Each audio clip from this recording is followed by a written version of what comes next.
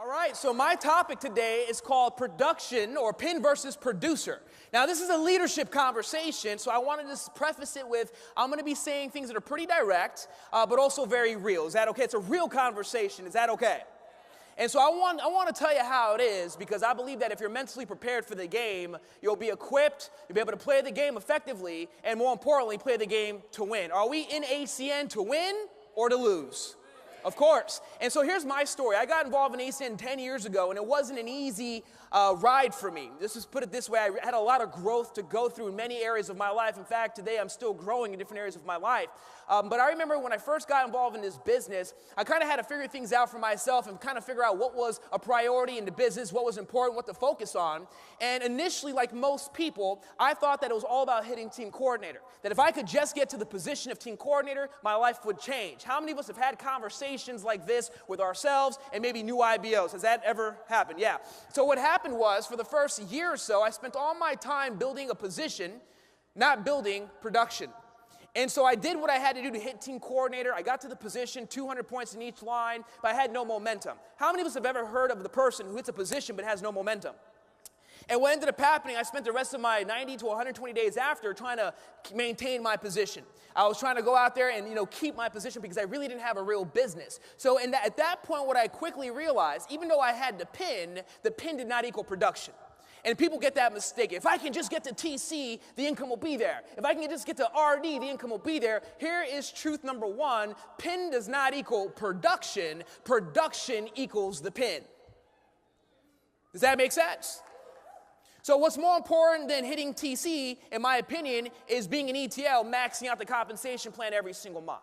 What's more important than being a regional director with 2 TCs who are not producing is to be a team coordinator that has ETLs maxing out the comp plan every single month, with or without you. Does that make sense so far? So when you begin to change the focus and focus in on what's really important, it's amazing how your business will change, your income will change, the culture of your organization will change. It's all about planting seeds of production, promotions, and payouts. I call it the 3 Ps. And when you are doing those things, you are a producer, not a pin. I'm not interested in people with titles. How many of us know people with titles who aren't in the trenches doing what they should do?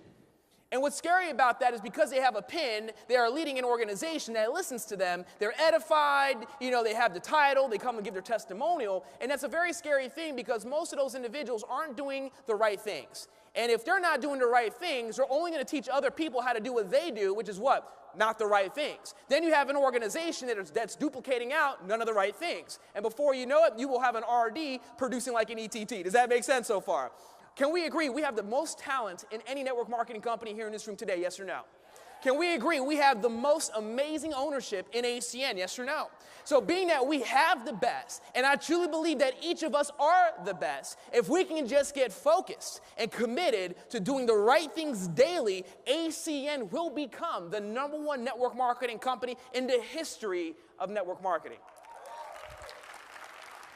So let's talk about the conversation, because here's what it boils down to. Can we agree at ETT the max out's 3K, ETL 7K, team coordinator 25K, with caps 30K? Does that make sense? The problem is, it's kind of like if you don't have a destination, it's very hard to come up with directions. Does that make sense? See, when you have a GPS system before, it tells you where to go, what turns to take, and how long it's going to take. You must tell it first where you want to go. The destination first, direction second. Does that make sense? The problem with most people is they don't have a specific destination. In fact, they do. They call it their why, but let's be real. The why of being financially independent and being wealthy is not something you can shoot for every 30 days.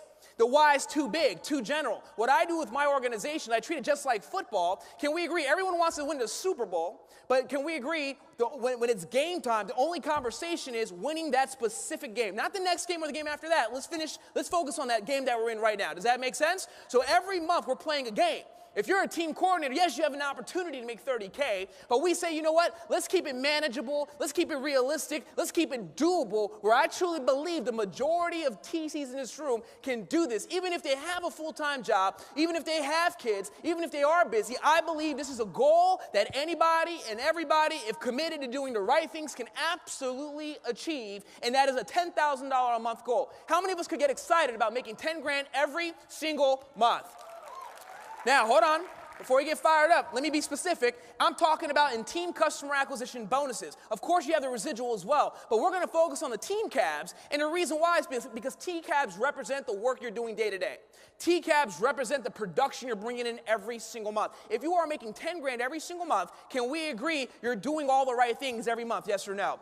And so here's the way we break it down. The reason why I like 10K as a destination, because I can create a specific action daily that can lead to a guaranteed result. And so what does it take to do 10,000 a month? It's about 30 qualified team trainers as a TC. Yes or no? Do you know your comp plan? How many qualified team trainers? 30. So if that's the goal, 10K, how do I get there? 30 qualified team trainers. How do I do it? Well, every single day, I must have a goal of hitting one IBO a day, one application a day, one QTT a day, one pre-reg a day. Whether you're full-time or part-time, can we agree one app a day is manageable, yes or no? One QTT a day is doable, yes or no? See, you don't have to do ACN 10 hours a day if you have a specific target and goal. What if you hit one app for the day and it's only 2 o'clock? Then take the rest of the day off you want. But most of you guys are overachievers. You'll never take a day off, right? But the bottom line is, can we agree, if we can, see, water is everywhere. Once you put water in a bottle, it's organized. If we can take $10,000 a month and say, hey, an app a day, can we agree? Now we can organize the action, yes or no? And that's what it's all about, creating clarity for all your TCs. You have a lot of talent, but the problem is they're spread out. They don't know where to work. They don't know what the focus is. They're like, there's basically shooting, but they have no target to hit. And when you have that, that's what's going to create burnout. So if every day, or if every month the goal is 10K minimum, 10K minimum, 10K minimum, understand that will force them into taking the right actions every single day. They'll be motivated because they'll have a specific target they're going after on a daily basis. Does that make sense, guys? That's the game. Now, here's the other aspect of it. When you begin to talk about results, it requires 100% total responsibility. And this is very important to creating a winning culture. Can you imagine a football team where each player played but no one took responsibility? Could you imagine that if the quarterback always blamed the wide receiver? Or if the coach always blamed the players? Could we agree that there would be no accountability? No accountability means no improvement. Does that make sense? And so part of being a leader is being willing to take on total responsibility. Now, I always go to conventions. One of my biggest pet peeves is I see people with pins that represent leadership, but conversations that sound like something other than. Meaning I'll see a TC that's like, well, because my upline, he's this, he's that, or my upline left to another company, it's very difficult for me. I don't know what I need to do. It's very hard for me to win. Oh, but your team is winning because you're in Florida and it's always sunny. Oh, but we can come up with a story for why we're losing anytime. See, when you want to win, and it's about producing consistent results, you must eliminate every excuse. No sideline this, no upline that, no downline this, no job situation, no weather situation. We can sit here all day and make a bunch of justifications, but if you want to win, there are no excuses. You must be willing to take total responsibility for the result that you produce, good as well as bad, because once you're in control, once you make a decision, take total responsibility, now you have the power to change it as you move forward. Does that make sense? So we got to continue moving forward. Let's continue. Okay, now fundamentals. What do I mean by fundamental skills to play the game? When you're driving a car, can we agree you have to know how to do a couple things in order to drive effectively, right? You got to know how to reverse. You got to know how to turn right, turn left, how to use a signal. So there's certain things that you need to learn in order to drive to take you from point A to point B. I believe in AAC, there's specific skills that people must know. Problem is, people are overloaded with knowledge. You can learn everything all the time. There's so much information out there. But I believe these are the most important fundamental skills that will lead to the 3 Ps: production, promotions, and payouts. Can we agree at the end of the day, isn't that what we want? Yes or no? Yes. And so if we can teach people these skills, how to present effectively. They don't have to be a great presenter, just have to be present effective, meaning people can say yes or no. Does that mean, I'd rather have people say yes or no than I don't know because I'm confused. Does that make sense? Second thing, launching. Launching to produce a result of qualification, right? Knowing how to get people qualified right away, knowing how to enroll people in a PBR, be able to make phone calls, right? Get them out of their comfort zone, being able to close prospects as an IBO, as well as close prospects as customers. I was talking to a gentleman who was an RD. This is a truth conversation. I'm going to have a hard conversation. Is that okay? He was an RD. And I remember how he always used to hit me up. He's no longer with the company, by the way, because he unfortunately didn't learn these skills. And even at RD, he was like, I don't know how to close. Can you please train me on how to close? Can you do a conference call on how to close? I'm like, you're an RD and you don't know how to close? No wonder he left, because he got demoted to ETL. If you're not closing business, you're not growing a business. Does that make sense so far? So don't underestimate the fundamentals. You can't cheat your way to SVP, put it that way. Does that make sense? It'll always catch up. And so you want to embrace the fundamentals, master the fundamentals, because if you master it, you're going to be in control of your results. I don't believe in building a business based on luck. There's a lot of people here that, if I just found the right person will blow up and I'm good. I don't like to do it that way. I want to be the right person, because no matter where I go, there it is. I could be in leg 10, and there it is. Be in leg 15, there it is. I'm not sitting there holding on to my one big leg, and then they leave to a different company, I'm dead, crucify me. No. I'm a professional, ladies and gentlemen. LeBron James, no matter where he goes, is LeBron James. Yes or no? No matter what team he's on, LeBron James. Because it's his skill, it's who he is. That's how you got to begin to look at yourself in the game of ACN. You are a player in the game. What is your skill set level? What is your mindset level? What is your commitment level? Because no matter what happens, there you are. You can always create momentum, a master of momentum. Does that make sense, guys? So these are the fundamentals, the skills that lead to production, promotion, and payouts. Now, why is this so important? Because what is the goal? Every single month, if you're a TC, what should your goal be? Let me show you why it's important to master this at TC. I call this the fortune teller. Have you noticed that there's certain organizations where every single TC that pops, or the majority of them, they go from being an ETL, then boom, on the charts? Have you guys ever noticed that? I see it all the time with the XS organization. You just see all the leaders there, it's them because all Asian people, right? It's crazy, dominating. But it's the same thing with the Rockstar organization. You see their RVPs pop, and they're a top RD, and all of a sudden, boom, pop RD, RVP, boom, top 5 RVP. And if you were to go to the TC, you'll see their TCs on the charts. There's a connection there. There's a culture established. That's why Super Bowl winning teams, they don't just win one game, they win consistently that led to the Super Bowl, which is the big win. Are you guys with me so far? So I believe how you perform at TC is a mindset, it's a skill set, but that mindset and skill set will then carry over to RD and then RVP. But it gets scary, because let me explain why. Here's the benefit. If you master the game, 30 qualified team trainers, you're making $10K a month. Yes or no? But here's the way it works. If you're doing $10K a month, can we agree the 30 qualified has to happen underneath ETLs and ETTs, yes or no? So if you're doing 30 qualified, you're making money. Are there going to be ETLs and ETTs making money, yes or no? Of course there are. In fact, if you were to do the math, you probably have an ETL, generate between $3,000 to $5,000, depending on how much production went in there. An ETT generating a few $1,000s. You would have promoted a couple ETTs, and that's obviously a good culture to have, yes or no? And so what happens is, in order for you to do 30 qualified, you have to do the right things. You have to be doing launches. You have to get people qualified. So it's forcing you to do the right activity, the 3 Ps. So if you're doing that at TC, underneath an ETL, who has ETTs, and if you're in that organization doing the work, you are establishing a culture of production, promotion, and payouts with your ETLs and your ETTs. What do you think is going to happen to those ETLs as they mature into business? If it's all they know, it's all they'll do, and if it's all they'll do, it's all they'll do with their team. Does that make sense, guys? So your ETLs are going to already be operating with the proper mindset, with the proper skill set, because they see you doing 30 qualified in their group. Tell me, if they're showing up to all the launches, showing up to the PBRs, are they experiencing momentum, yes or no? Of course. And then what happens is, it's going to be a natural process, because they've mastered the game. They're out there presenting, launching, enrolling, and promoting events. They're going to hit team coordinator, but they're not going to go from a non-producing ETL to a non-producing team coordinator. They're going to go from a producing ETL.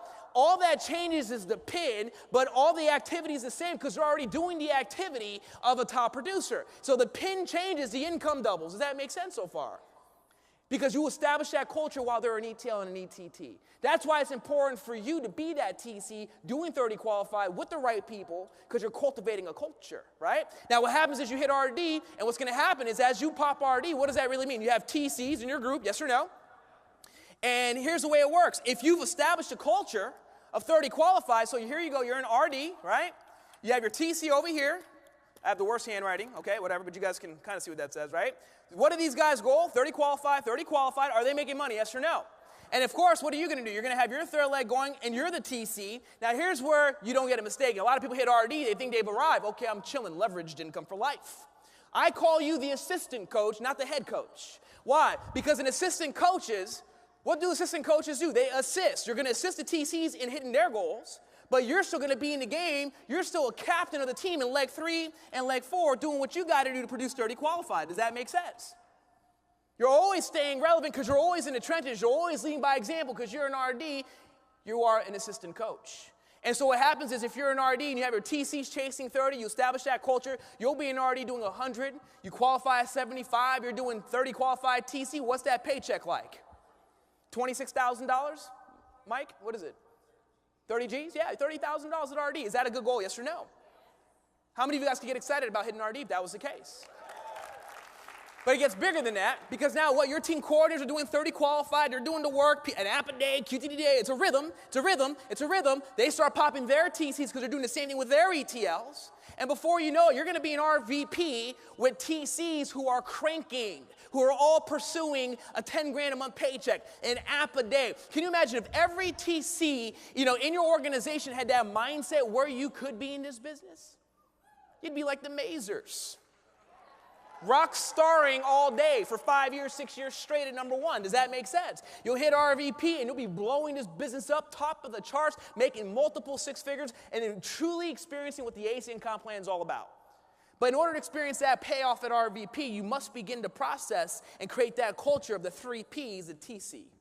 Don't believe that the pin's going to change your production, but production 100% will change the pin. Now, the next aspect is if you are not taking this on, here's where most people are, and this is where I was for a good year and a half in my business. Trust me, I was not a superstar for many years. It was very difficult, but what was difficult was the fact that I wasn't getting this conversation. Good news for you is that you're having this conversation now, so you don't have to waste 2 years hitting your head against the wall. Does that make sense?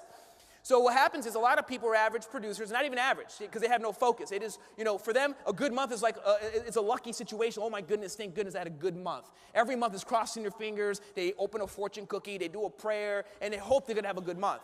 If I get hope, forget about hope. You create it, right? But let's just say, if you're a 10 rep a month TC, can we agree if you're doing 10 qualified as a TC, what's that, $2 grand? Yes or no? But here's the problem with the 10. That means your ETLs and ETTs, at most, have 10 coming in their group. Can we agree it's a little different than having 30 come in, yes or no? So you have ETLs, and what they're experiencing is maybe 5 to 10 IBOs a month. So that's a 500, what's a TCAP for 5 ETL? I don't know what that is, 500 bucks? We don't pay attention to the lower thresholds, you know what I mean? Yeah, I'm just kidding. Anyhow, so you have ETLs that are not really cranking. They're making a few $100 a month. Can we agree that's not inspiring? And if they're not inspired, they're not going to go hard the next month. I believe the effort put in the following month is based on the income they made the previous month. But the long-term vision, yeah, that's great, that's cute. But you know what? I keep it real. Can we agree if your ETL got a check for $5 grand, they're going to show up more often?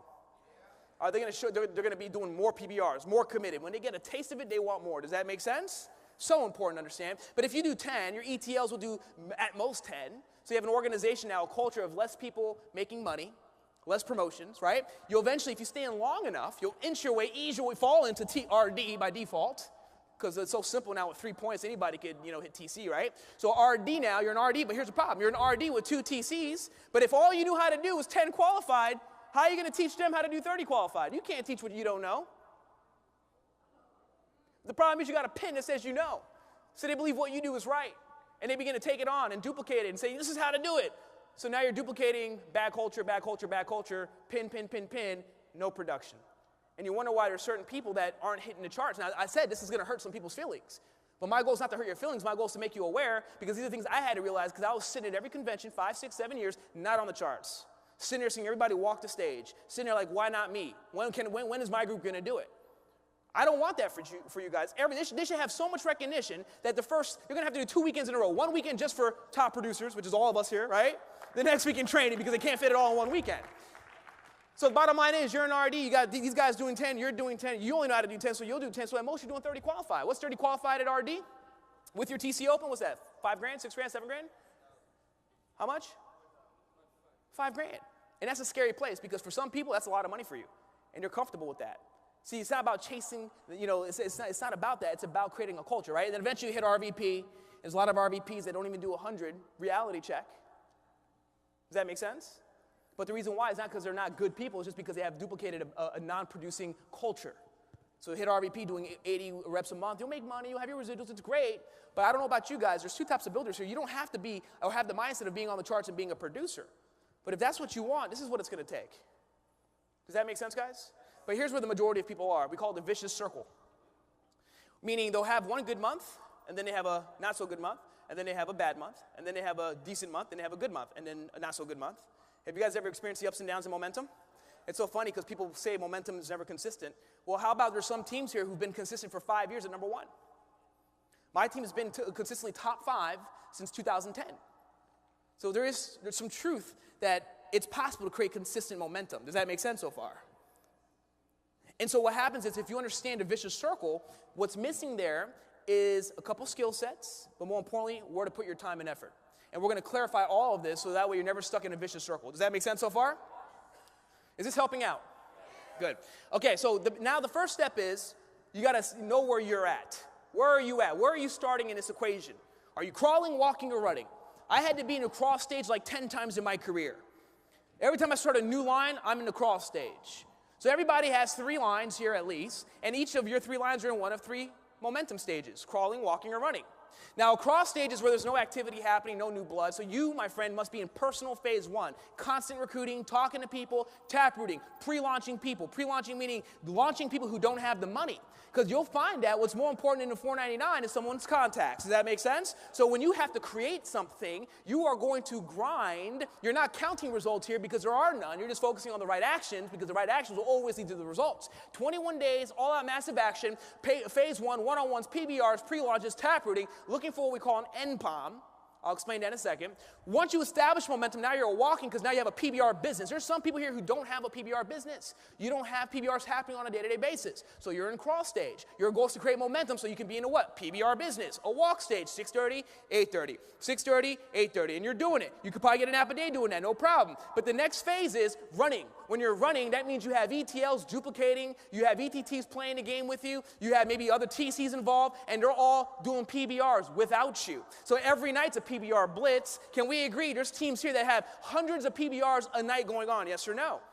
But understand, it all started crawling first. But if we know what we're working towards, we'll be able to go and hit that target. Are you with me so far? Now, an NPOM, very important. This is what determines where you work. See, a lot of people, have this misconception of I have somebody who's committed, that's where I'm going to work. Yeah, okay, you can do that. I have somebody with contacts, this is where I'm going to work. Yeah, you can do that. But I truly like to, make it really specific. That is my Asian side that comes out, the urchinness, right? An NPOM, new possibility of momentum. A new possibility. Did you guys get that? If you're always looking for the NPOM, that means you're always tapping into the next momentum wave. See, an NPOM is somebody who has contacts, influence, but the key is they're willing to play.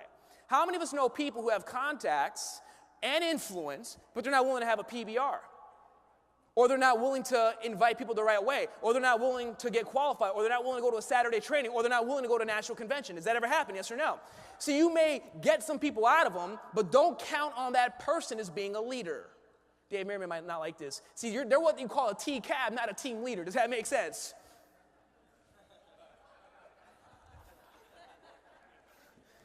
They're all laughing. Okay, good.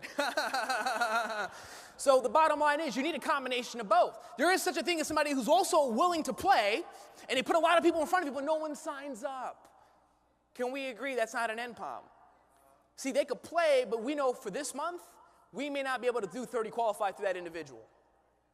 I'm looking to win this month. Does that make sense? And as a team coordinator, you got to be like water. Go where the least resistance is.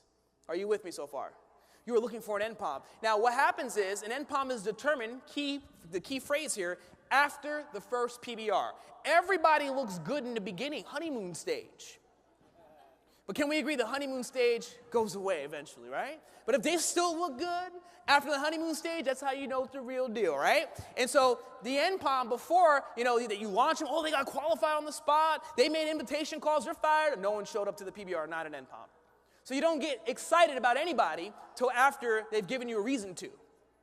I get excited about somebody, well, really never, but I determine that they're an NPOM after the PBR. If they sign up 2 or more people after that PBR, that's what I'm looking for. That's going to be my new possibility momentum, which is what? Production, promotions, and payouts. If I create those 3 things, am I going to create momentum, yes or no? Of course. And so that's determined after the PBR. Now here's the way it works for a lot of people. See, it's all about the 3 Ps. You can do it slow, you can do it fast. So here's a majority of people in the room today, and at the end I'll actually call somebody up and I'm going to map out your organization as far as where you should work and how to do 30 qualify over the next 30 days, okay? But here's how it works. Most of us have 3 lines, and we're trying to manage every line because we have people there. People who need us, people who are brand new, people who are motivated, committed, whatever. And so as an example, say leg 1, you got your group there, you have 2 lines underneath the first guy. The first guy may not even be here today. So that means you're carrying the burden of their organization. So you automatically just adopted 2 new lines. Does that make sense? Orphans, because the leader's not there, right? So you're the leader. So you have to take care of the 2 people. You can't just leave them, right? Well, you're a bad parent, right? Then you got the second line. Maybe he was cranking, right? Got my 3 legs, boom, NPOM for like a month. And then the lines continue to grow, and then maybe, cut a long story short, you are such a good helping person, you're a servant leader, you're going to start working all 3 of their lines because there's all the new people there. So now you find yourself working in 5 additional lines. And then the last line, maybe you guys have a weak organization, so you've been phase 1 recruiting, you got inspired after the convention, you piqued the taxi cab driver, he decided to sign up, even though you're all the way in Canada, he's over here. So now you're like, well, I got to take care of my people in North Carolina. Right? I got to keep my position solid. So now you're stretched out all the way here in North Carolina over the phone doing webinars, trying to travel. So you spread yourself out so thin. And what happens is, there's a very famous quote by Mr. Sun Tzu. He says, an army everywhere is an army nowhere. So in ACN, I say working everywhere equals momentum nowhere. What do I mean by this? If you were to do 10 qualified trainers between all 3 lines, I already did the math, the average amount of team trainers, if we were to average it out equal, would be 2.5 IBOs per line. Or 3 IBOs per line. Does that make sense? And what happens is, if you look at that, the ETL that does the 3 makes $200, ETT makes $100, and then maybe one person goes ETT. But if we were to take all that 10 qualified team trainers and just do it in one organization, that means your ETL would do 10, 1,500, your ETT would do 1,500, and then you have 3 ETTs that have a potential of doing 20-point promotions and doing what? Making $1,000 each. So you have 5 people all making comma checks. You have promotions. Same work, but because you did it in one area, you're going to create an explosion of momentum. Do you see the difference here, yes or no? So how do you know where to focus? How do you know what organization to go into? Because some of us here have a hard time doing this because you like to work where you're needed. Does that make sense? Well, I got to work here. There's nobody here. I got to go. This person's calling me. I got to go there. You're like a nomad being pulled in all these different directions. And some of you guys want to work where it's convenient, meaning you're my friends. I like them. I'm edified here. This is cool. Ladies and gentlemen, we have to change the way we look at this. This is a business. This is not social hour. Does that make sense? You may have people with, that are your close friends and even family members that are demanding you work with them. But I hate to say this, sometimes you got to take a step back to kind of focus in on where you need to be in order for you to win. Does that make sense so far? Very important. So here's how it should go down. Look at your organization as it is. ETLs, ETTs, everywhere you got, right? Now, we can agree you have different leaders at different levels in momentum. So here's what happens with a lot of people. You have a person with an ETL pin, an ETT pin, and you're like, great, these are leaders, right? And they go out there and produce. Well, yes and no. Depends on what's going on. Let's say they're ETT and their group, the new people they have, are on vacation. Can we agree? There's no new possibilities there if people are on vacation, yes or no?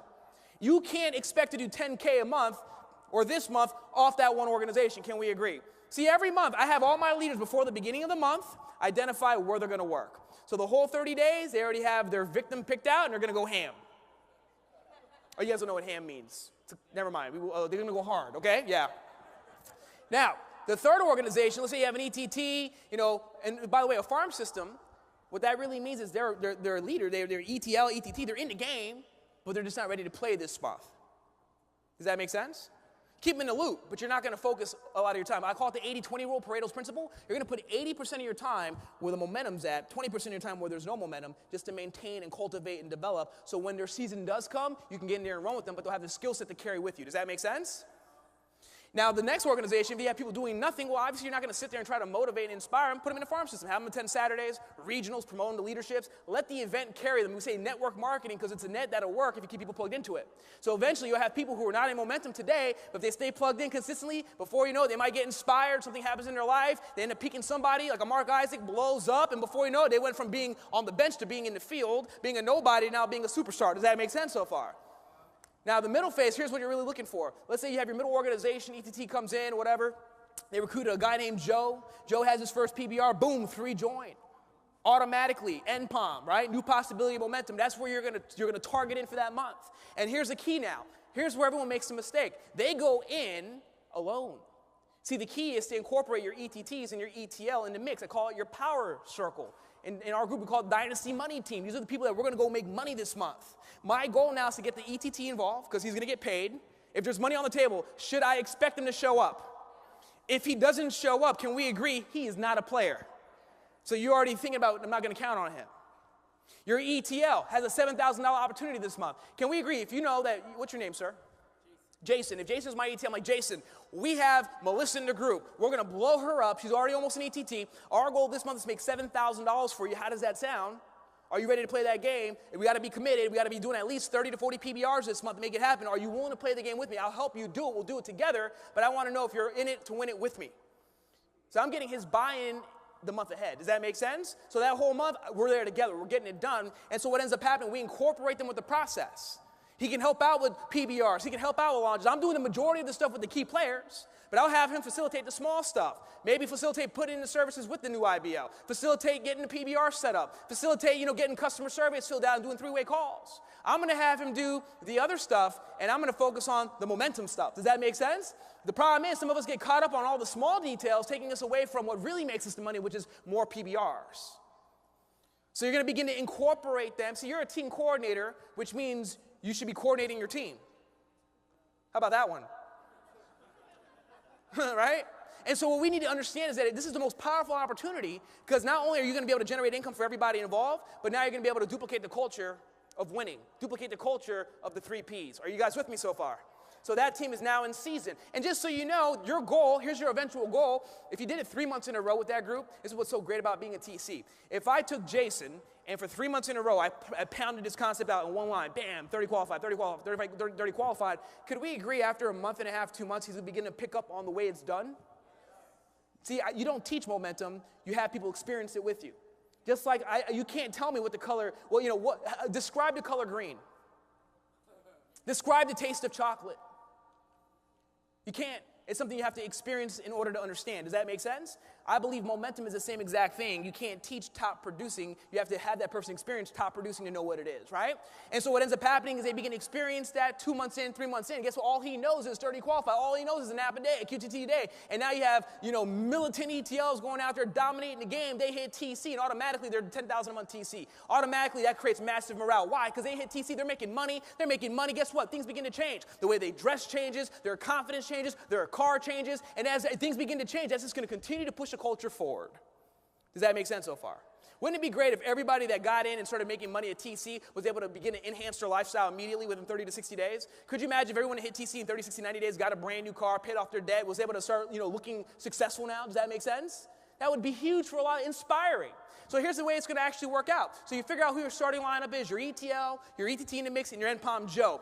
You're going to be doing everything with Joe. Joe is your new best friend. You're not going to say, hey, Mary, go do the PBR. Oh, hey, Mary, I'm kind of busy, so I need you to do the launch. No, you are 100% responsible for everything that happens under Joe.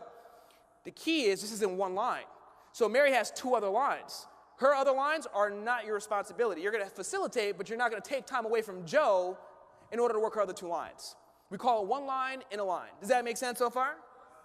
And so what you're going to do is you're going to incorporate them in the process. The goal is to get the first string player ETL, 7K, ETT, 3K, NPOM. What's your goal? Promotion, TCAB, whatever we got to do to create that story. But the whole purpose of Joe, you create that story to then do what? Do it again with somebody else. Don't create one story. Here's some teams. I popped an ETT. He did it in 2 days. I'm like, when was this? Oh, back in 2006. He set a record, and you guys are telling stories like it's the greatest hits of the 90s. Does that make sense? Like, we need to have new stories like every single week. And NPOM should only be an NPOM for about a week.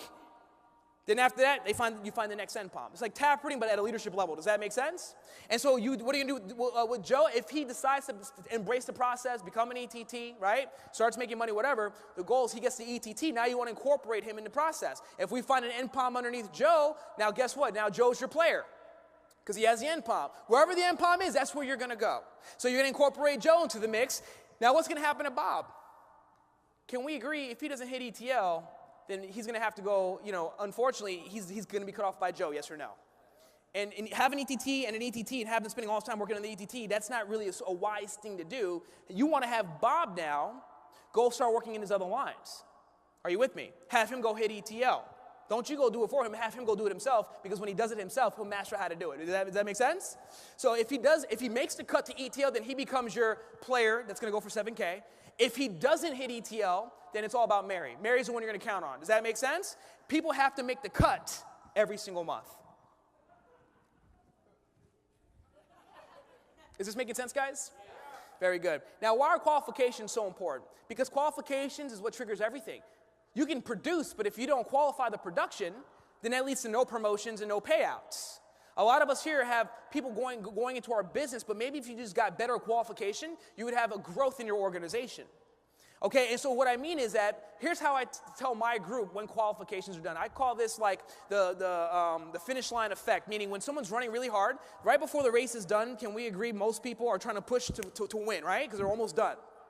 The problem is when people finish the last couple meters in the race, right? They give it all they got, and then they cross that finish line, and then they're like, done.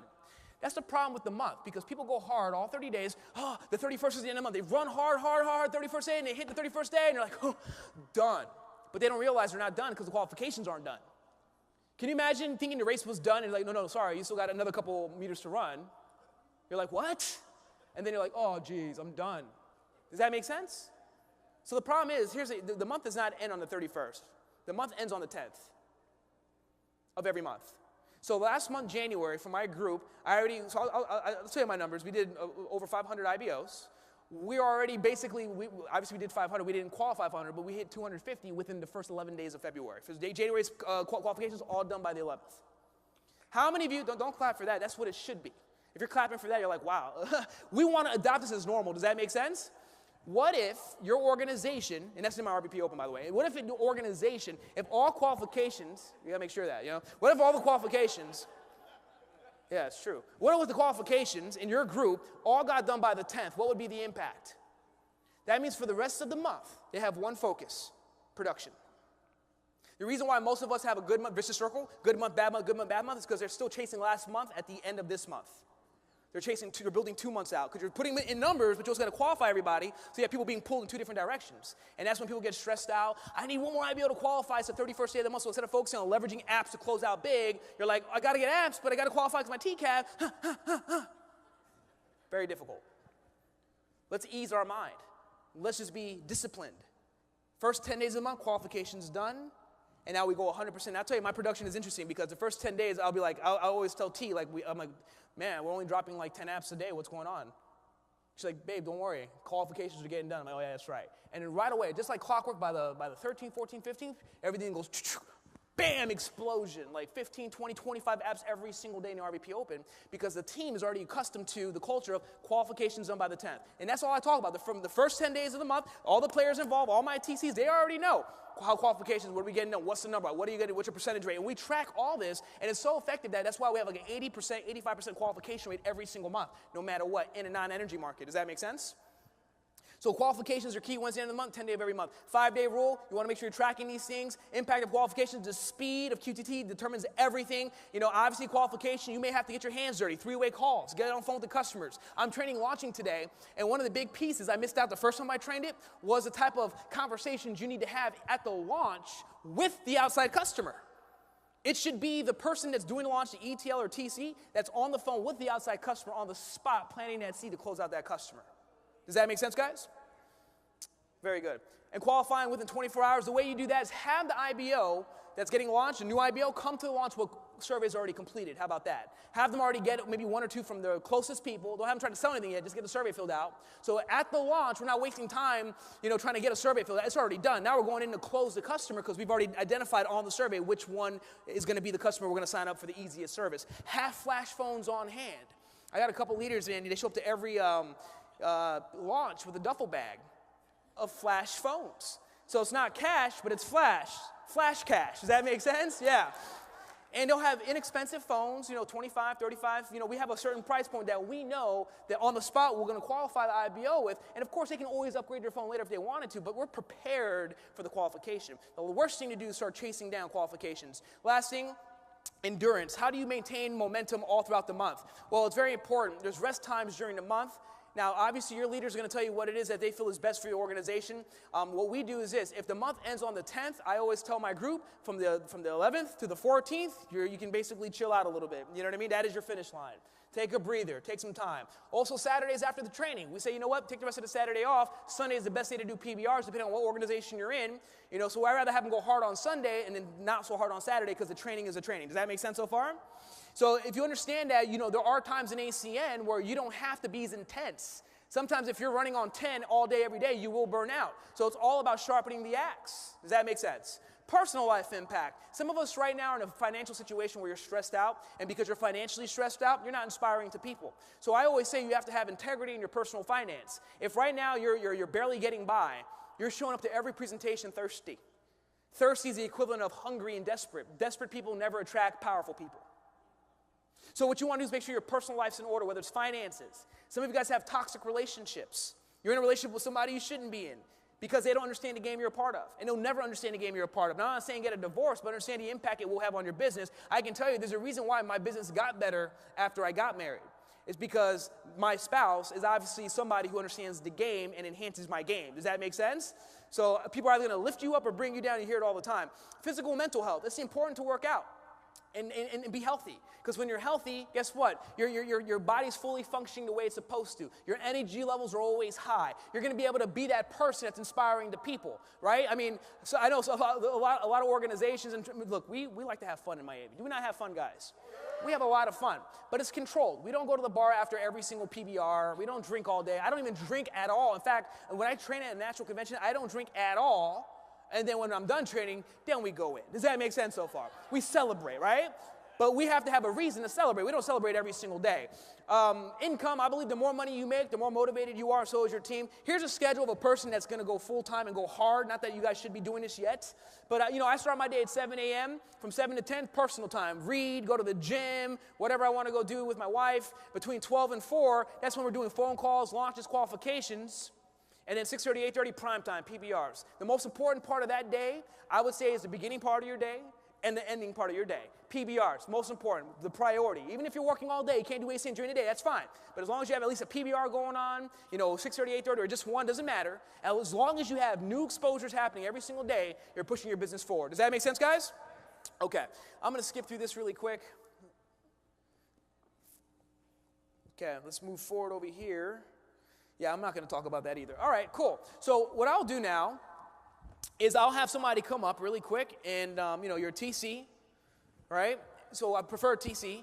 If you guys could come, one person come up, I'm going to map out your organization, and we're going to put this all together, this whole concept that I just talked about, and then we're going to give you like a tip, like an advice. Hey, if you do this, you know, let's see what we can create this month in your organization. So, okay, you're already walking up. Come on up, yeah. What's your name? You're from London, right? Yeah. Hey, look at the guy from London. Came all the way from London to be here, huh? Look at that. Abdul. Blowing it up. What position are you, man? TC, man. You're a TC? Okay, let's take this microphone. Can we use this microphone over here? Is that okay? All right. So, Abdul, you're a TC? Yep. Okay, cool. So we want to find out where you should be focusing your 80% of your time right now. So the 80-20 rule, right? How many lines do you have? What do you mean? How many teams? 4 organizations. 4 organizations. Okay, great. Okay, cool. And do you have any TCs in your group? Not yet. Not yet. Okay, cool. So right now, where are you working? I'm working with these two at the moment. These two at the moment. Okay, great. They're both ETLs. ETLs. This person's an ETL as well. However, this person? Yeah, okay. This person right here. Okay. And this person, an ETT. ETT, great. And this person right here, he's got 2 legs completed, 200, 200. Okay. Done. And he's got like 60 points left. 60. Okay, great. CC. Cool. And this person, he's like 2 legs are completed, and then 1 leg's 100 points left. So complete, and 100 points left, right? Yep. Okay, great. Got it. Are you helping them in the third leg? Yep. Okay. So the tip is you don't want to finish someone to TC. That's the first tip. The last 100 points to go TC is where that person masters ACN.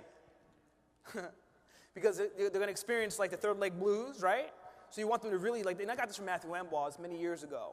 Because I used to pop TCs myself. I'm going to get it done because it was all about my position. I got to hit RBB. I'm going to get it done. I'd pop TCs that weren't real. They didn't value it. They lost it. Does that make sense? So if you do it for them, they're never going to master it. So what I would actually do is let them finish it out themselves.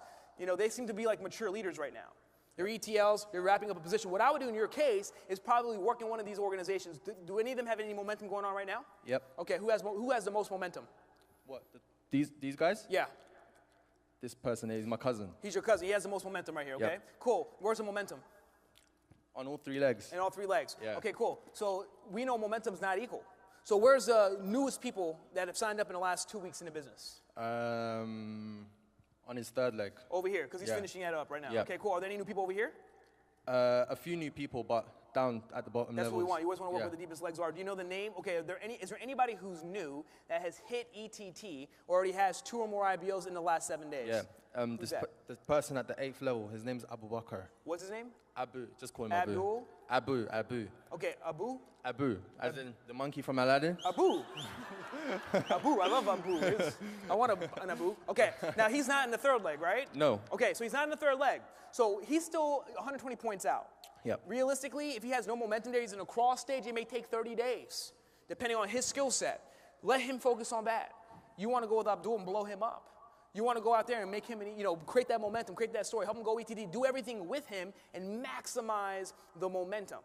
And you know what that's going to do? It's going to force him, he'll be fear of loss, because now he's going to, I got to be a TC, I'm missing out on all this money, so now he's going to go really hard to get it done. And you know what? Next month he may pop, but at least in the meantime, you created massive momentum in one specific part of your organization, so you want to have at least one focus. So 80% of your time could be spent over here. I mean, we'd have to look at all organizations to really determine that, but from this conversation, I let him run the 3rd leg, you run with Abu, blow up Abu, you're going to be the genie in the bottle for him, right? Making his dreams come true, right? But what's also great is when he hits TC, here's the best part, when he hits TC, because can we agree, if he's trying to finish TC, he's not going to spend all the time over here. No. He's not going to go hard with Abu. He's trying to finish a position. You can't do both at the same time. You can't create production and a position at the same time.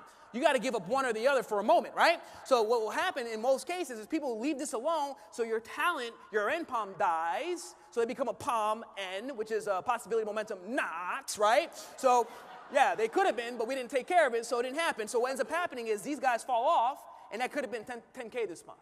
So let him do what he's going to do. You go blow up 10K, but here's the beauty. When he hits TC, you did 30 qualified in this group. Do you understand that if he did 30 qualified this month, he hits TC, guarantee that next month that momentum's going to carry over? And his first month as a TC, he's going to do some good numbers. Does that make sense so far? And that's going to create a massive spark, a massive fire for that whole organization. And the reality is you don't need to do this. You're not going to stay here forever. But if you just did this concept in each organization, man, pick a line in a month, one line in a line, go hard, 80-20 rule. So 20% of your time will be cultivating the rest of the organization through conversation, mentorship, giving them guidance, giving them the play-by-play. How many guests do you have Saturday? How many PBRs do you have? You're talking to them, but you may not be doing the day-to-day stuff because you're over here with the one guy creating that story. Make sense? So always work with the most momentum. Excuse me? Always work with the most momentum. Always work where the most momentum is. You want to see, if you have a, see, what would you rather do? If you want to have a fire, can we agree? If you have a fire that's already burning, all you got to do is just add more wood to it versus trying to start a fire from scratch. Does that make sense? See, you want to create inspirational breakthrough production in your group. You want to go and drop massive amounts of business in one specific area. And the key is if you have people in there that are willing to play already, and if there's an ETT involved already, is there an ETL in the group? Or he's the only ETL? No, there's 4 ETLs. There's 4 ETLs above, so you get them involved. Yeah. Have the ETLs involved, get them all fired up because they're all chasing 7K. Could you imagine if you have 4 ETLs, you're working with the closest one to Abdul, so he has 7K potential, ETT has 3K potential. The other ETLs see what you're doing, they're going to do the same exact thing. This guy could go TC with 4 ETLs the next month after he's a TC, all chasing 30 qualified. That TC could easily do 100 his first month. And then what? I'll be saying, Abuya, Abuja. All right? Does that make sense, bro? Perfect sense, man. You got any questions for me? I was going to ask, for example, this person here. Yeah. Because he's new, I want to create momentum Yeah, on the he's crawling 4th leg. right now. Yeah. So would you say to just focus on this person solely, or Well, let me ask you this. If you have 30-day opportunity, 30 days, right, to choose, a time frame, 30 days, where do you believe that you'll be able to get 30 qualified team trainers the quickest? That's where you go. He's crawling still. So here's what happens. Less time because there's no momentum there. You're still creating it, right? So you're still doing PBRs here and there. You may create momentum right away, but understand it's going to be a process. So what happens is most time here, put all your time here with Abu, less time with your 4th leg crawling, and then what ends up happening is this begins to get closer to TC. You start investing your time over here. So this you avoid cutoff. So by the time your TC pops, you could already have walking momentum, meaning PBRs going on in leg 3 and 4. So you're not like going from TC top producing to a TC that no one knows your name. Like, who are you? Oh, I'm a TC. Oh, okay. Does that make sense, guys? Does that help? Any other question? We good? Perfect sense. All right, great. Thank you, man. Appreciate it. All right, so I hope it helps, guys. You know, my goal is not to, make anyone feel bad. Here's the reality of the game. We've all been there. Every person that is a producer was not a producer. Does that make sense? And I want to let you know that success is based on your results in this business. But here's the best part about results. Results are determined by your skills. So if results are determined by your skills and skills are learnable, that means technically skills lead to results, results lead to success. If skills are learnable, then so is your success. Every single person in this room today can take complete responsibility for their skills and in turn guarantee their success. Thank you guys so much.